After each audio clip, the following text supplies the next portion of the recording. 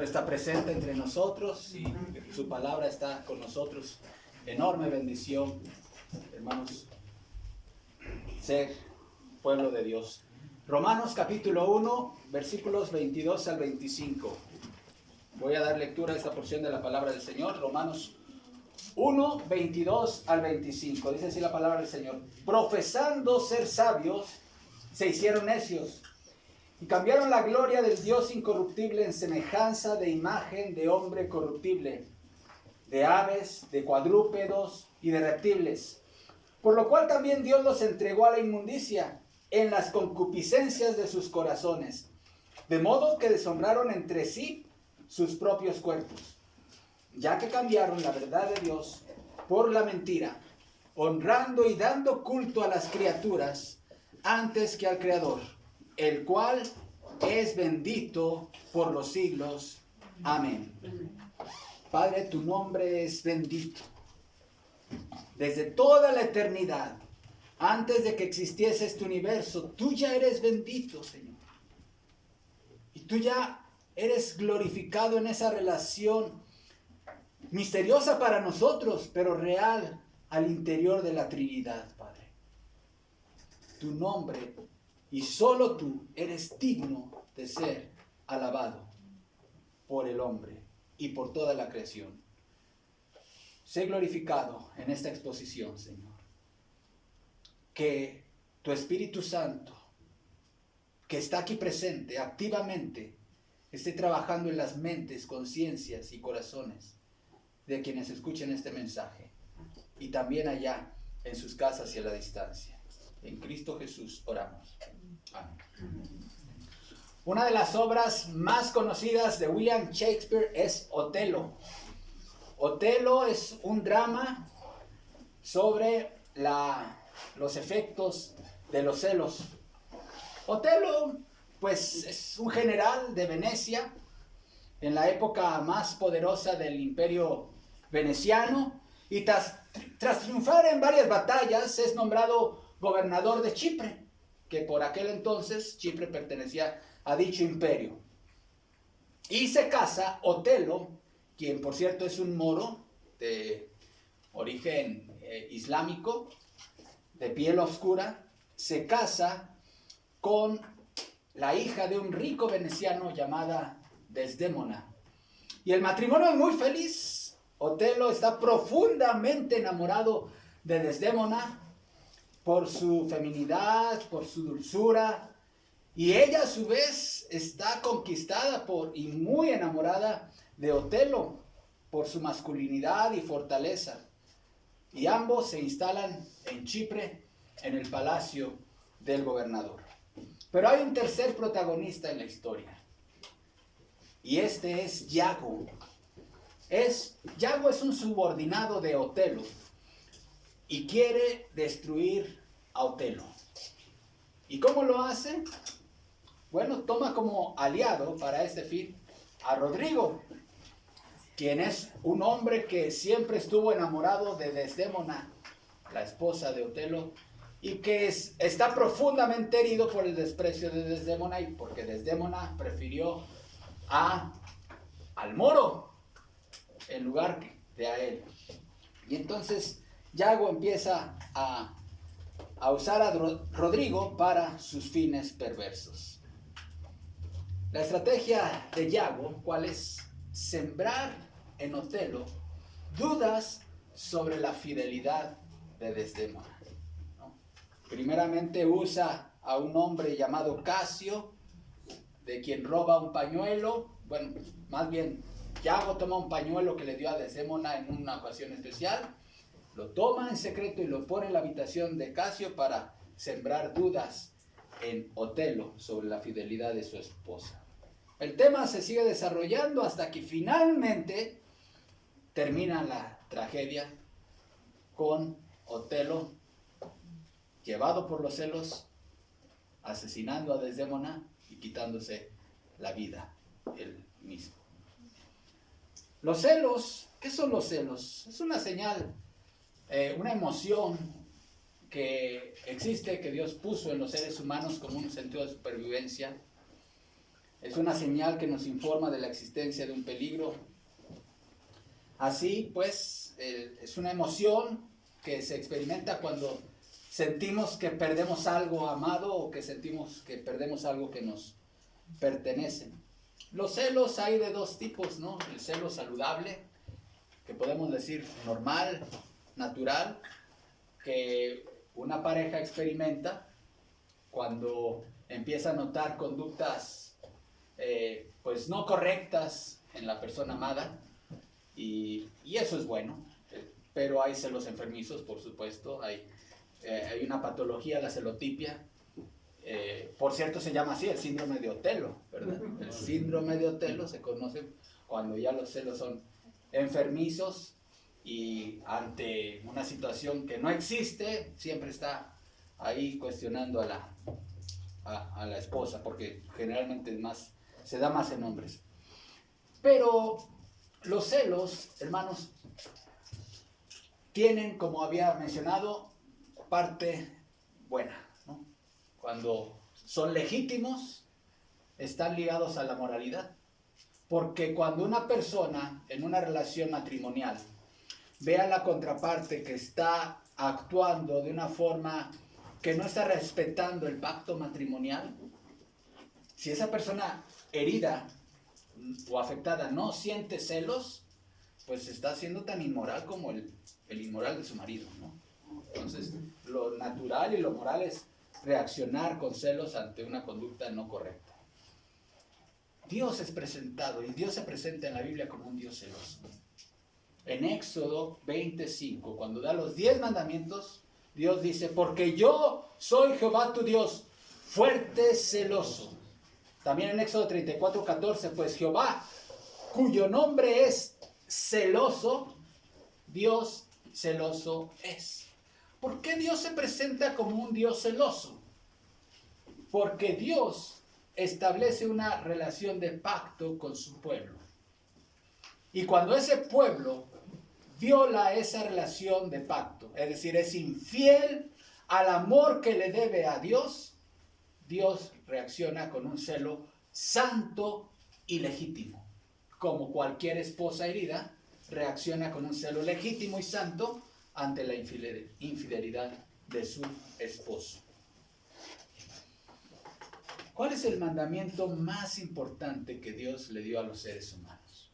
En una ocasión, cuando estaba ya el ministerio de nuestro Señor teniendo grandes conflictos con el sector religioso de Israel, se unieron con todas sus diferencias que tenían las diferentes denominaciones judías en aquella época, los fariseos, saduceos, se empezaron a unir para atacar al Señor.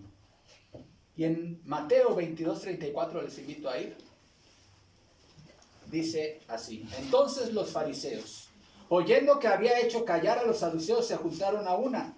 Y uno de ellos, intérprete de la ley, preguntó por tentarle diciendo: maestro, ¿cuál es el gran mandamiento en la ley? Jesús le dijo: amarás al Señor tu Dios con todo tu corazón, con toda tu alma y con toda tu mente. ¿Cuál es el mandamiento más importante de la ley? Y de acuerdo a la respuesta de Jesús, amar a Dios. ¿Con qué amor? Con todo lo que somos. Eso es lo más importante. Pablo, aquí en la carta a los Romanos, está presentando el diagnóstico de la condición espiritual de la humanidad que Dios tiene, la lectura que Dios da acerca de la condición espiritual de la humanidad. Y ya denunció el ateísmo como una situación por la cual el hombre recibe juicio. Pero también, hermanos, aquí está abordando el tema de la violación del más importante mandamiento que Dios nos ha dado. Nuevamente en este culto vemos cómo el Espíritu Santo ordena todo. ¿Con cuál canto empezamos el servicio, hermanos? Te vengo a decir. Es un canto compuesto por un pastor presbiteriano, ya está en la presencia del Señor. Bellísimo. Se ha cantado en toda Latinoamérica por muchas generaciones. Pero es un canto donde el cristiano adora al Señor y le expresa su amor hacia Dios. Que yo te amo a ti, que yo te amo a ti. Y es muy saludable que en nuestra alabanza le expresemos al Señor nuestro amor. El amor a Dios está ligado con un compromiso, con un pacto, al igual que el amor matrimonial, hermanos. Porque así como una esposa, con el paso del tiempo se puede chocar de que su esposo le diga te amo, te amo, te amo, pero no se lo demuestra. Lo mismo pasa en la relación con Dios. Por eso Jesús dijo, si me amáis, guardad mis mandamientos. Aquí vemos pues que Pablo empieza a abordar otro tema sobre la condición espiritual del hombre y es la idolatría. El tema de hoy, hermanos, es el evangelio y la denuncia de la idolatría. El evangelio y la denuncia de la idolatría. Y hay tres verdades que nos da Pablo en estos versículos. La primera verdad, las causas de la idolatría en el mundo. El segundo punto, las consecuencias de la idolatría para la humanidad.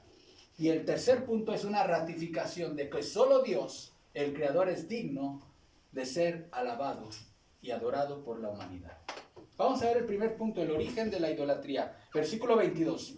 Profesando ser sabios, se hicieron necios. ¿De qué venía hablando en los versículos anteriores Pablo? De que Dios se ha revelado a la humanidad. Dios se ha manifestado. ¿Y en dónde dejó huellas de su conocimiento y de su presencia Dios? En la conciencia y en la razón humana. Si tú te pones a razonar un poco, vas a concluir que Dios existe. Si tú observas la naturaleza y los procesos naturales, vas a concluir que Dios existe si eres honesto con tus razonamientos. Pero ¿qué dice Pablo? La humanidad desoyó la voz de su razón y de su conciencia que le grita acerca de Dios y entonces apaga la luz. Su necio corazón fue entenebrecido. Profesando ser sabios, se hicieron necios. ¿Por qué? Hay una razón. Porque si yo hago caso a la voz de mi conciencia y de mi razón de que hay un solo Dios, ¿cuál debe ser la respuesta natural a ese mensaje, a esa información? Rendirme a ese Dios. Someterme a ese Dios y a su ley, a sus mandamientos y adorarlo y entrar en una relación de pacto con Él. Pero hay un problema con eso. Que yo tengo mis propias metas, mis propias afinidades. Tengo mi propio código legal que está en conflicto con la ley de Dios. Y entonces, la vía de escape es o negar que Dios existe o inventarme otro Dios. Que ese Dios que yo fabrique sea un Dios cuya ley sea acorde a mi propia ley. Y ahí surge la idolatría. Ahí surge la idolatría. Noten cómo la idolatría, pues, comienza con un asalto a la razón humana. Una traición al razonamiento humano. Dice, profesando ser sabios, se hicieron necios. Por cierto, cuando alguien te dice que es sabio, con esa declaración te está diciendo todo lo contrario. Porque las personas verdaderamente sabias nunca lo van a decir. Las personas que realmente han sido bendecidas con conocimiento, con buen juicio, con buen entendimiento, no van a andar promoviéndose a sí mismos. Entonces, cuando alguien se promueve a sí mismo, ten cuidado. Profesando ser sabios, se hicieron necios. La Biblia, por cierto, estimula buscar la sabiduría. En Proverbios 4:7 dice, sabiduría ante todo, adquiere sabiduría y sobre todas tus posesiones adquiere inteligencia. Entonces Dios, hermanos, nos reta. Él no está en contra del avance del conocimiento científico, y la iglesia cristiana no estamos en contra del progreso científico y del avance en el conocimiento en general. ¿Por qué? Porque Dios sabe que si el hombre sigue profundizando en el conocimiento, va a llegar al punto de que Dios existe. Pero hablando de sabiduría, no existe sabiduría auténtica si se deja a Dios fuera de la ecuación. Proverbios 9:10 dice: el temor de Jehová es el principio de la sabiduría, y el conocimiento del Santísimo la inteligencia. Así que verdadera sabiduría y verdadera inteligencia, en donde Dios no está considerado, no es verdadera, no es auténtica sabiduría. Isaac Newton, físico inglés, descubridor de la ley de la gravitación universal. No ha habido nombre en la ciencia quizá más importante en la historia de Inglaterra que él. ¿Qué dijo Isaac Newton sobre la sabiduría?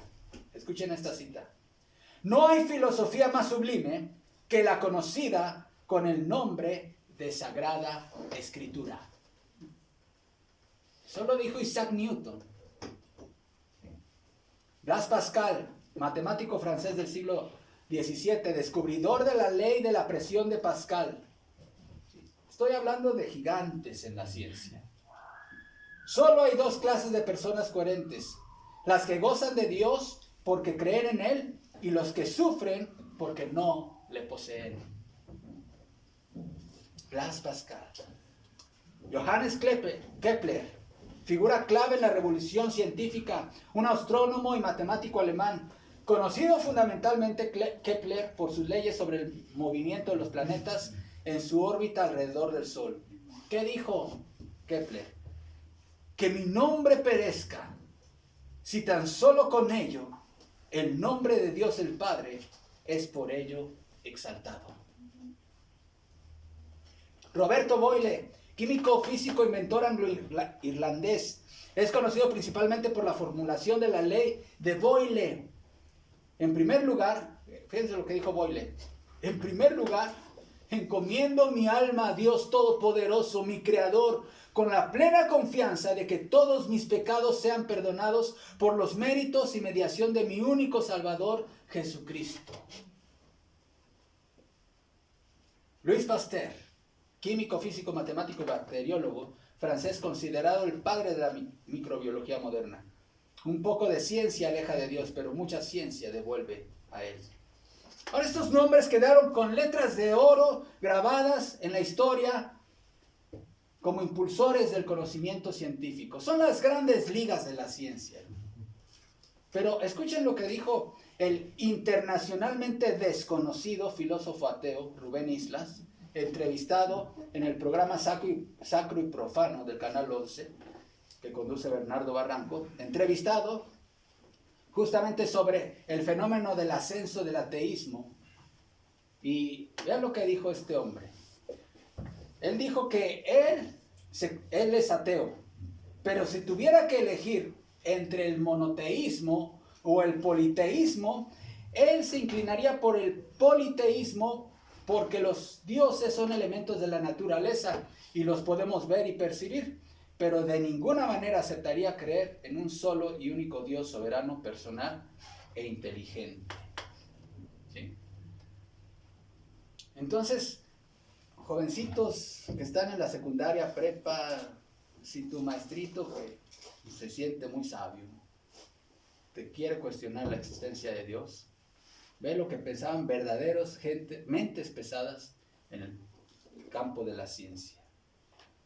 La práctica de la idolatría, el abandono de Dios, el abandono del amor de Dios en cualquiera de sus formas de idolatría, hermanos, no es más sabiduría, sino es menos sabiduría. No es avance en el conocimiento, sino es un avance en tu insensatez. Profesando ser sabios, se hicieron necios. Nosotros asociamos, cuando escuchamos la palabra idolatría, la asociamos a prácticas religiosas propias de sociedades primitivas, ¿no es cierto? Bueno, los aztecas eran idólatras, los mayas, allá los antiguos griegos, etc. Pero el hombre moderno, ¿será que está curado del pecado de idolatría? ¿Realmente esto es así? Siendo la idolatría que vemos en el Antiguo Testamento que era el talón de Aquiles del pueblo de Israel prácticamente durante todas las páginas del Antiguo Testamento. Y solamente fue con el exilio babilónico que abandonaron para siempre la idolatría hasta estas fechas, hermano. ¿Será que no es tan pegajosa para nosotros la idolatría? ¿De qué formas la idolatría se ha infiltrado en nuestras vidas, hermanos? Los ídolos modernos, escuchen cuáles son. El hombre mismo. El hombre se adora a sí mismo. Ya sea que adores al género humano como lo más grande que existe en el universo. ¿Sí? Y eso ahí cabe y aplica el ateísmo. ¿Sí? El ateísmo tiene un Dios que es el hombre mismo. Pero también hay personas, las personas que tienen trastorno de personalidad narcisista, sus dioses son ellos mismos. Ellos se adoran a sí mismos. Quieren que todo el universo gire alrededor de ellos. Que siempre que digan alguna opinión o quieran que simplemente algo, todo el mundo se obedezca. Y cuando hay alguien en la familia, hermanos, con estos tipos de trastornos, ¿cómo dañan las relaciones? Otro ídolo, el placer.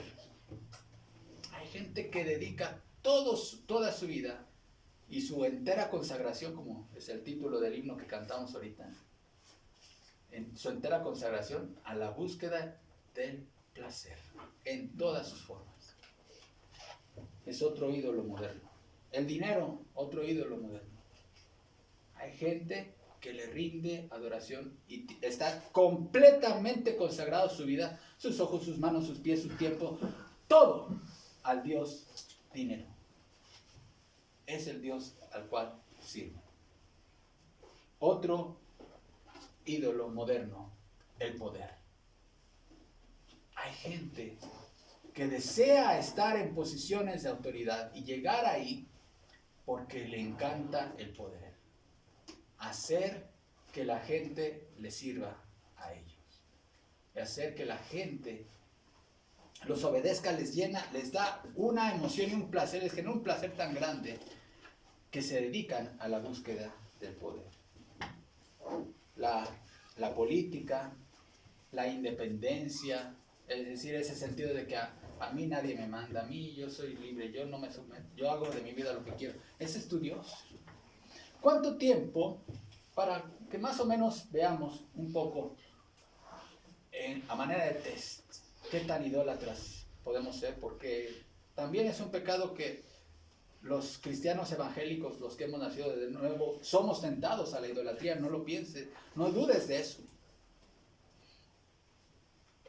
¿Cuánto tiempo, cuánto de tus pensamientos, cuánto de tu pasión están en cualquier otra cosa que no es Dios?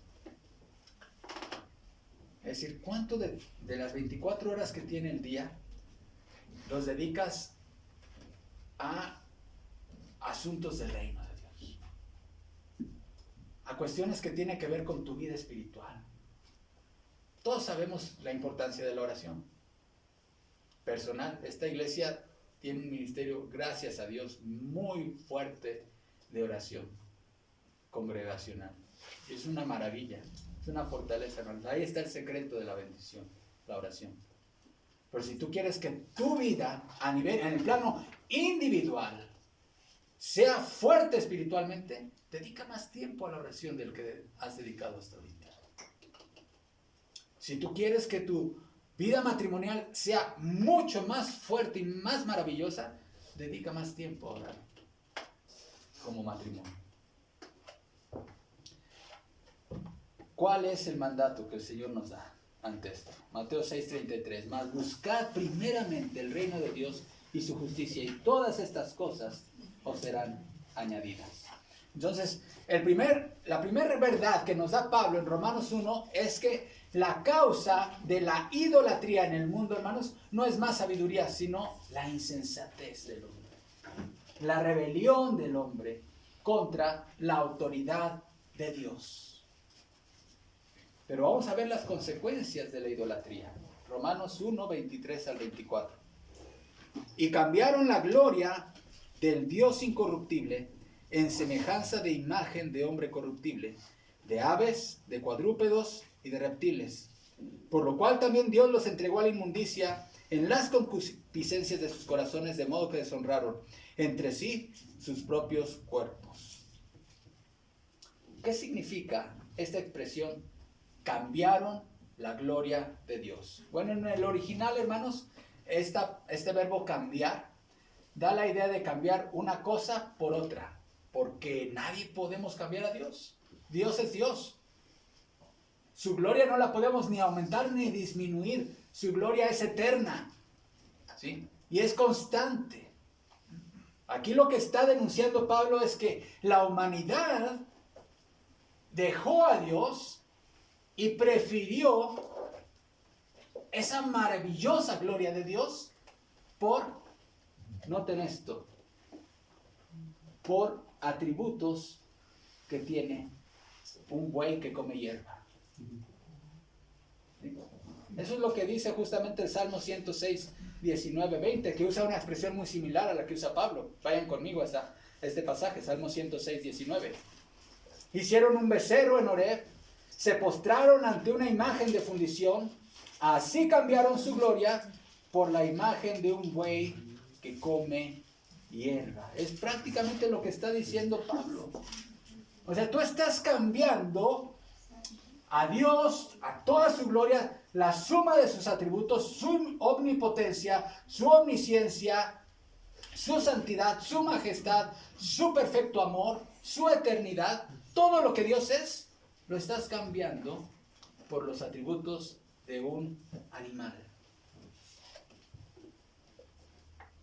El origen de la idolatría, hermanos, lo vemos en este pasaje de Romanos. Dios creó a la humanidad y Dios puso en la humanidad, en el corazón del hombre, un conocimiento de Dios. ¿Qué hizo Dios con ese conocimiento? Rechazó ese conocimiento. Y entonces, como entró en conflicto con someterse al Creador, decide inventarse un Dios y un sistema religioso fuera del Creador. Y entonces vemos diferentes fases, como el hombre, y ustedes pueden ver algunas señales en la historia, en la arqueología. Están los tótems. ¿Han visto los tótems que se usaban son unos pilares, pueden ser de madera o de piedra, y están tallados diferentes animales que eran venerados por culturas antiguas. Y bueno, las mitologías antiguas, los egipcios adoraban todo tipo de criaturas. Así que antes de que viniera la idolatría o el politeísmo, de acuerdo a lo que dice este pasaje, la humanidad recibió un conocimiento de que solamente hay un Dios. Ahora, ¿cómo podemos representar a Dios? Esta es una pregunta muy interesante, hermanos. ¿Cómo es Dios? Isaías 40, 18 nos da una respuesta y a la vez una exhortación. Isaías 40, 18. ¿A qué pues haréis semejante a Dios? ¿O qué imagen le compondréis? El artífice prepara la imagen de talla. El platero le extiende el oro y le funde cadenas de plata. El pobre escoge para ofrecerle madera que no se apolille. Se busca un maestro sabio que le haga una imagen de talla que no se mueva. ¿No sabéis? ¿No habéis oído? ¿Nunca os lo han dicho desde el principio? ¿No habéis sido enseñados desde que la tierra se fundó? ¿Desde cuándo hay este conocimiento? Desde que la tierra se fundó, está diciendo Isaías. Él está sentado sobre el círculo de la tierra, cuyos moradores son como langostas. Él extiende los cielos como una cortina, los despliega como una tienda para morar. Él convierte en nada a los poderosos y a los que gobiernan la tierra hace como cosa vana, como si nunca hubieran sido plantados, como si nunca hubieran sido sembrados, como si nunca su tronco hubiera tenido raíz en la tierra. Tan pronto como sopla en ellos se secan y el torbellino los lleva como hojarasca. Vuelve a preguntar Dios, ¿a qué pues me haréis semejante? ¿O me compararéis? Dice el santo. Santo es alguien totalmente diferente, una clase totalmente diferente a lo creado. Versículo 26. Levantad en alto vuestros ojos y mirad, ¿quién creó estas cosas? Él saca y cuenta su ejército, a todas llama por sus nombres, ninguna faltará. Tal es la grandeza de su fuerza y el poder de su dominio. ¿Por qué dices, oh Jacob, y hablas tú, Israel? Mi camino está escondido, Jehová, y de mi Dios pasó mi juicio. Y versículo 28. ¿No has sabido? ¿No has oído que el Dios eterno es Jehová, el cual creó los confines de la tierra? No desfallece ni se fatiga con cansancio, y su entendimiento no hay quien lo alcance. ¿Cómo podemos representar a Dios en una escultura o en una pintura? ¿Qué imagen le podemos hacer al Dios eterno? Si su entendimiento no lo podemos alcanzar. En la conversación que Jesús tuvo con la mujer samaritana en el pozo de Sicar, en el pozo de Jacob, en aquella ciudad de Sicar, Dios le dijo, Dios es espíritu. Y en esta declaración Jesús está diciendo que al ser Dios espíritu no tiene una imagen y no puede ser percibido por los sentidos humanos. Juan 1:18 dice, a Dios nadie le vio jamás. El unigénito Hijo que está en el seno del Padre, Él le ha dado a conocer. ¿Por qué nadie ha visto a Dios? Porque no se puede ver a Dios. La Biblia le llama el Dios invisible. No puede ser percibido por los ojos humanos. En Colosenses 1:15 sigue hablando de Jesucristo. Dice, Él es la imagen del Dios invisible, el primogénito de toda creación. ¿Quién nos vino a revelar al Dios invisible? Jesucristo nuestro Señor. Él es la imagen del Dios invisible. También en aquella reunión con sus discípulos en el aposento alto, en Juan 14:9, Jesús les dijo, ¿tanto tiempo hace que estoy con vosotros y no me has conocido, Felipe? El que me ha visto a mí, ha visto al Padre. ¿Cómo dices tú? Muéstranos el Padre. Ahora alguien podría preguntarse a este punto, bueno, no podemos ver a Dios, pero Jesús es la imagen de Dios. Entonces es válido poder representar a Dios con la imagen de Jesús. Sin embargo, es sumamente significativo, mis amados, que en ninguno de los evangelios ni en ningún libro del Nuevo Testamento hay la más mínima referencia a cuáles eran los rasgos físicos de nuestro Señor Jesucristo. Y eso es muy notorio, es algo de llamar la atención, ¿no? Todo parece indicar, hermanos, que Dios fue intencional a no dejar rastro alguno de cuáles eran los rasgos físicos de nuestro Señor, porque Él sabe que el hombre tiende a idolatrar los íconos. Los íconos, ¿sí? Porque a lo mejor con una cuestión saludable al principio lo representaríamos, pero ¿qué hacemos? Terminamos idolatrando la foto y no a la persona que está en la foto. ¿Qué es lo que ha sucedido hasta la actualidad? El ícono, al convertirse en un ídolo hecho por el hombre, también recibe esos atributos que el hombre le quiere asignar. La antropolatría, pues, esta expresión que usa el apóstol Pablo en Romanos 1, dice, cambiaron la gloria, versículo 23, cambiaron la gloria del Dios incorruptible en semejanza e imagen de hombre corruptible. Es decir, quisieron representar a Dios con atributos humanos, con algo parecido a como somos los seres humanos. Y por cierto, la antropolatría, como les mencionaba hace un momento, es el culto más extendido en la actualidad en el secularismo. se conoce como humanismo, la veneración al género humano. Y la Biblia señala claramente que esa veneración y ese culto del hombre hacia el hombre tendrá su clímax cuando se manifieste el hombre de pecado, el cual demandará adoración y recibirá adoración de los moradores de la tierra en aquella época, en la gran tribulación. Apocalipsis 3:4 nos habla de esto. Ese hombre de pecado aquí es llamado la bestia. Y adoraron al dragón que había dado autoridad a la bestia, y adoraron a la bestia diciendo, ¿quién como la bestia y quién podrá luchar contra ella? Eso es lo que piensa el hombre actualmente. La raza humana en el siglo XXI dice, ¿quién como el ser humano? No hay nada más arriba que el ser humano. Y si a alguien debemos venerar es al hombre mismo.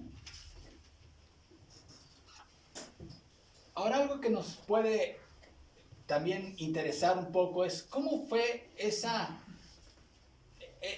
avance, esa evolución histórica para que en muchos sectores del cristianismo se veneraran imágenes. Bueno, fue toda una historia de polémicas, hermanos. De hecho, el emperador León III, allá por el 726, prohibió la veneración de las imágenes que representaban a Cristo y a los santos. Lo hizo por razones de orden religioso y político.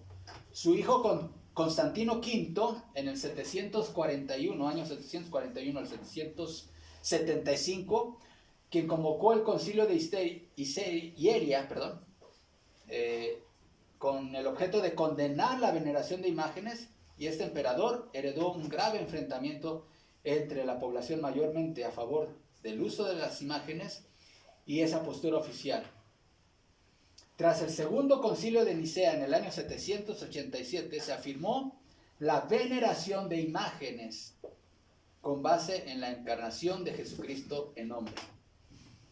El emperador León V en el año 813 al 820 instauró un segundo periodo de luchas continuado más bien por los siguientes emperadores hasta Teófilo. Al morir su esposa Teodora movilizó a los iconodulos, es decir, los promotores de imágenes, y proclamó la restauración de íconos, es decir, de imágenes religiosas en el cristianismo en el año 843. Entonces, desde el año 843 hasta la fecha, en el catolicismo se veneran a las imágenes. La Reforma Protestante consideró que esta veneración a imágenes religiosas era una manifestación de la idolatría y una violación del segundo mandamiento hasta hoy. Esa es la razón por la cual nosotros en nuestros templos no tenemos imágenes religiosas.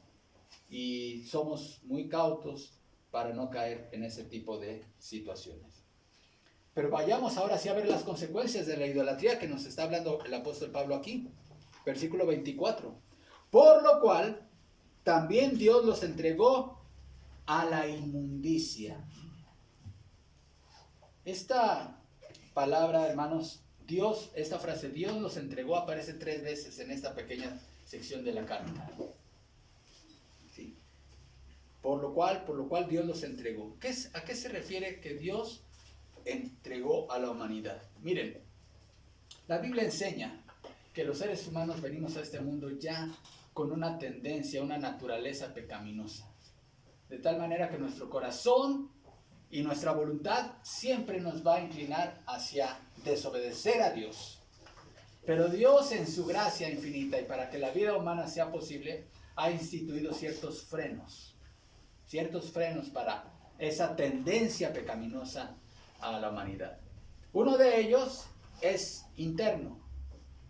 Es decir, la gran mayoría de los pecados tiene consecuencias que nos generan dolor, ¿no?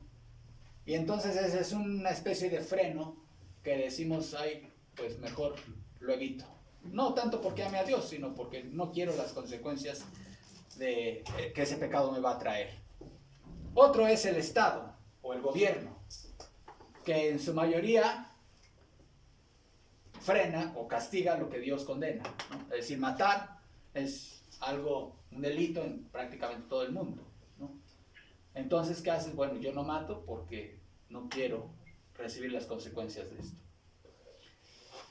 Cuando dice la Biblia que Dios los entregó, es que Dios quitó muchos frenos. O sea, tú ya estás decidido a que no quieres nada conmigo, dice Dios. Bueno, voy a quitar en mi gracia, voy a retirar esos frenos que he puesto para que tu corazón te lleve como un caballo sin frenos hasta donde te tenga que llevar. Y entonces crea condiciones para que sea, fíjense, para que sea legal y no perseguido que tú practiques aquello que tu corazón quiere que practiques. Para que si ibas a recibir consecuencias sanitarias en tu cuerpo, pues a lo mejor ya no las tengas. ¿Se dan cuenta hacia dónde vamos con esto? Dios los entregó, dice, ok, ¿quieres la inmundicia? Ok, yo voy a retirar aquellos frenos que yo puse en mi gracia para que te limitaras, pero los retiro. Pero eso no es un permiso, dice Dios, no es permisivo, es un juicio lo que estoy haciendo contigo. Porque al dejarte seguir en tu inmundicia, acumulas más ira y juicio sobre ti. Esta palabra inmundicia, hermanos, es la palabra griega akatarsia y se refiere a la suciedad, tanto física como moral.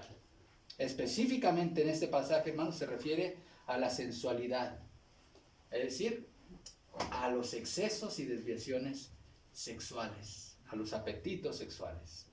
Ahora, noten, hermanos, la estrecha relación que existe entre el origen de la idolatría o la práctica de la idolatría y el exceso o la prácticas sexuales en contra de la ley de Dios.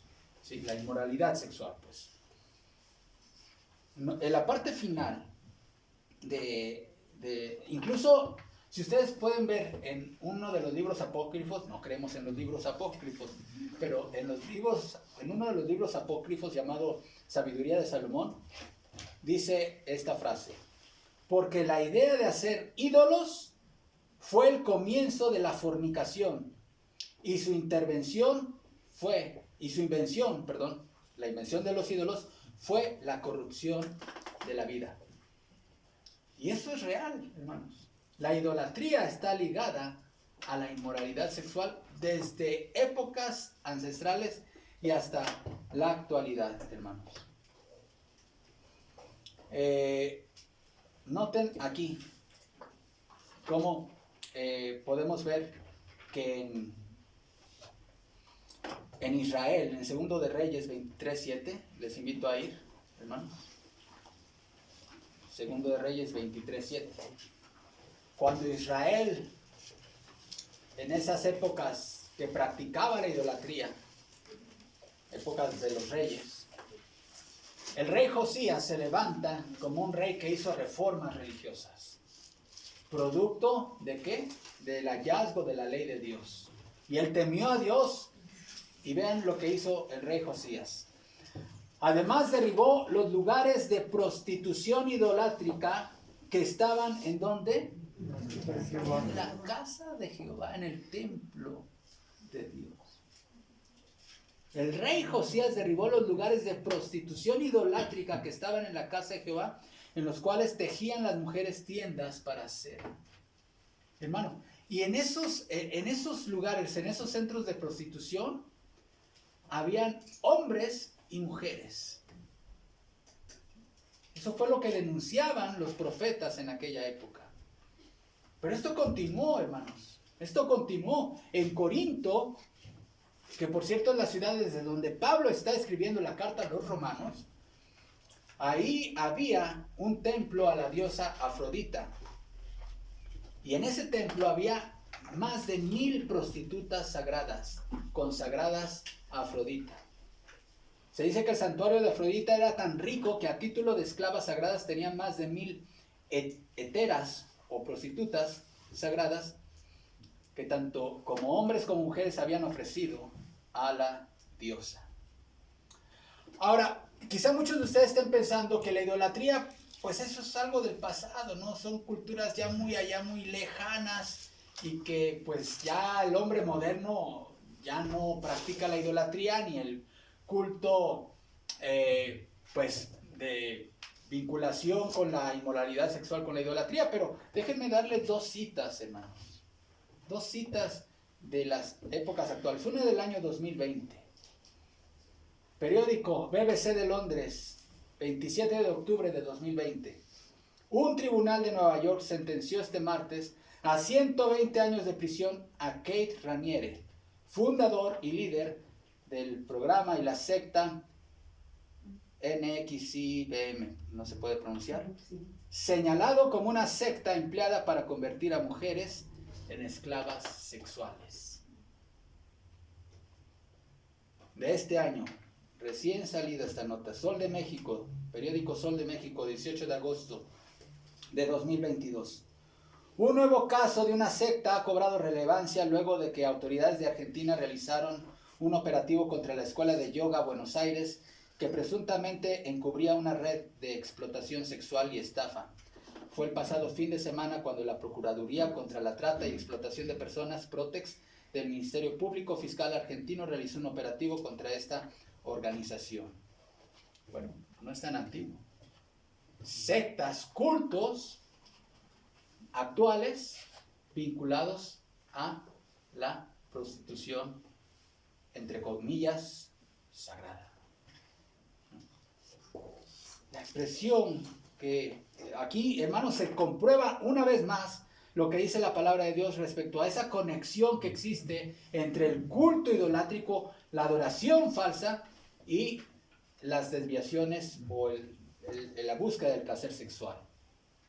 La expresión de Pablo, aquí que usa, hermanos, 3 veces, como ya lo dije, Dios los entregó, es una expresión de juicio. Cuando finalmente la sociedad consigue esas condiciones para actuar con sus propias leyes y con su propia ética, sin consecuencias en esta tierra, hermano, eso es juicio. Finalmente Pablo termina con una doxología maravillosa. Y esa es la reacción que debemos de tener todo el pueblo de Dios ante este escenario idolátrico y perverso que nos rodea. ¿Sí? Versículo 25. Ya que cambiaron la verdad de Dios por la mentira, honrando y dando culto a las criaturas antes que al Creador, el cual es bendito por los siglos. Amén. Solo el Creador es digno de ser adorado. Solo Él. Ahora, habla aquí, hermanos, cambiaron la verdad de Dios por la mentira. Hace unos versículos atrás había dicho que cambiaron la gloria de Dios, ¿sí?, por imágenes. Ahora aquí habla de verdad por mentira. ¿Cuál es la mentira? Creer, noten el absurdo de esta mentira. La mentira es creer que algo que es creado, es decir, que necesitó un creador, es más digno de honra y de culto que el mismo creador. Esa es la mentira. ¿Y cuál es la verdad? Que el creador es bendito por los siglos de los siglos. Dios no es más bendito, amados hermanos. Dios no es más bendito o recibe más gloria cuando lo adoramos. Él es bendito, siempre lo ha sido y siempre lo será. Y justamente porque Él es bendito es por lo cual que nosotros debemos adorarlo con fidelidad. La verdad de la cual habla Pablo aquí, hermanos, esa verdad original que Dios sembró en la conciencia de todos los seres humanos desde que creó el mundo, es que Él existe y que solo Él, solo el Creador es digno de adoración. Esa es la verdad a la cual somos llamados toda la humanidad a retornar. Así que la idolatría tiene su origen en la insensatez humana. Y esa insensatez es producto de una rebelión contra Dios. Pero la idolatría trae sus consecuencias. ¿Cuál es la consecuencia? Que Dios quita el freno. Dice, ok, te inventaste un dios, ¿verdad? O una diosa. Ese dios o esa diosa sí te permite tu desenfreno. Ok, pues mira, voy a quitarte todas esas cosas que yo puse en mi amor para que decidieras no desenfrenarte, para que te vayas hasta que tu corazón te lleve hasta donde tenga que llevar. Esas son las consecuencias de la idolatría. La consecuencia de la idolatría es una humanidad aprisionada en la cárcel de los apetitos sexuales. ¿Y cuál es el llamado que Dios nos hace, amados hermanos? Regresar a esa verdad original que Dios reveló de sí mismo, que Él es creador y que solo Él es digno de ser adorado. ¿Quieres ser libre de tus ídolos? Ya dijimos la lista de los ídolos modernos y puede haber muchos más que yo no mencioné. Puede ser que haya muchos más ídolos modernos, pero ¿quieres ser libre? ¿Qué dice la Biblia acerca de los ídolos, por cierto? Y del culto idolátrico. Que detrás de cada ídolo hay un demonio. Ahora, no me voy a detener mucho a hablar de demonología y de lo que la Biblia habla acerca de los demonios, pero son ángeles caídos, ángeles que desobedecieron a Dios y que están a servicio de Satanás y que, bajo las órdenes de Satanás, están tratando de detener el avance del reino de Dios en la tierra y los propósitos de Dios. Y lo hacen justamente a través del culto idolátrico. Y una palabra de advertencia. Si tú como cristiano, cristiana, te involucras en la práctica de la idolatría, y no me refiero a que te postres ante una imagen religiosa, no hablo de eso. Simplemente a que tú seas desleal al amor que le debes a Dios. Dios nos llama a amar a nuestras esposas, los que somos casados. Sí, es un mandamiento. Maridos, amad a vuestras mujeres. Pero si yo amo a mi esposa más que a Dios, ella se vuelve un ídolo. Maridos tenemos que amar a las esposas, pero el amor a Dios es primero. ¿Debemos amar a nuestros hijos? Sí. Pero si tu amor por tus hijos es mayor que el amor a Dios, eres un idólatra. A los padres, ¿debemos amar a los padres? Sí, por supuesto. Pero no más que a Dios. ¿A quién amas más que a Dios? Hagamos un examen bien de conciencia, bien honesto, hermanos. ¿Qué tan idólatras? ¿Qué causas son más importantes que la causa del reino de Dios para ti? ¿Qué causas ocupan más tus pensamientos? Hay gente que se apasiona tanto con el tema de la política que parece que su corazón está conectado con el tema de la política y no con el tema del reino de Dios. A lo mejor ese es tu ídolo. A lo mejor sea el placer. A lo mejor sea tu imagen. No sé cuál sea tu ídolo, pero sé libre de la idolatría porque detrás de cada ídolo hay un demonio. Un agente de Satanás. Todo aquello que te aleja de Dios. Chavos y chavas, solteros. Un novio, una novia puede ser un ídolo, sí. Si te aleja de Dios, es un ídolo. Ten cuidado. Ten cuidado. Dios proveyó un medio para que puedas gozar de una relación personal con Él. Y eso fue manifestarse a través de Jesucristo. Jesucristo vino a mostrarnos a ese Dios que no podemos ver. Y si alguien se puede preguntar, ¿habrá algún ser humano que haya amado, algún miembro de la raza humana que haya amado a Dios como debemos de amarlo? La respuesta es sí. Jesús de Nazaret. Él amó a Dios con el amor más perfecto, con el cual nosotros nunca hemos podido amar. ¿Y sabes qué? Ese amor, por su obra en la cruz, puede ser atribuido legalmente a ti. De tal manera que Dios nos considera como seres humanos que hayamos amado a Dios con un amor tan perfecto, aunque en la práctica nunca lo hayamos hecho, por los méritos de Jesucristo. Él es el amor. Él amó al Padre como nadie lo ha amado. Y Dios te llama. Si tú no gozas de una relación personal con Jesús, si tú, después de escuchar este mensaje, tu conciencia te dice, sabes que sí, yo tengo ídolos. La verdad es que no amo a Dios como lo debo de amar. Dios te llama, Jesucristo te llama, ven a mí. Y Él dice, a quien yo libere será verdaderamente libre.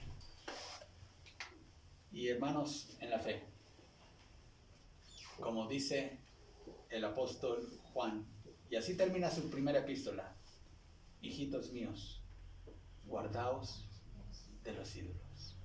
Amados hermanos de IBP, guardaos de los ídolos. Cuidémonos de los ídolos. Oremos. Padre, gracias te damos por tu palabra, por tu revelación perfecta que nos has dado en ella.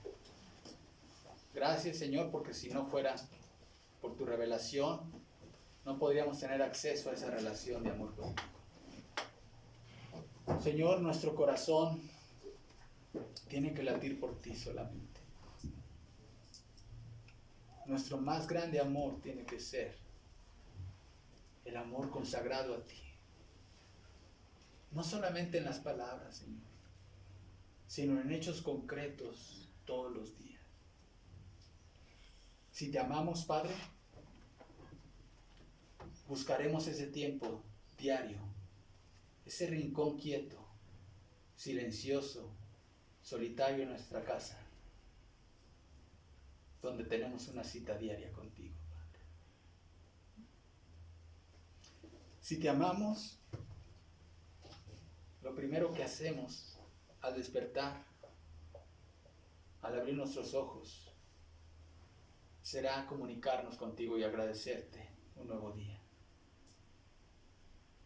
Si te amamos, Padre, todo lo que hagamos en el día lo dedicaremos y lo consagraremos a ti.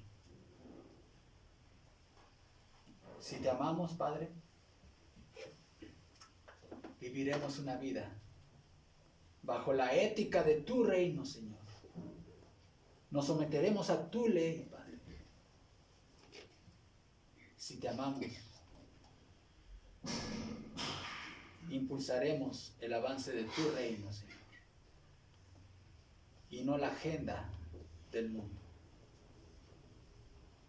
Si te amamos, Padre Santo, guardaremos tus mandamientos.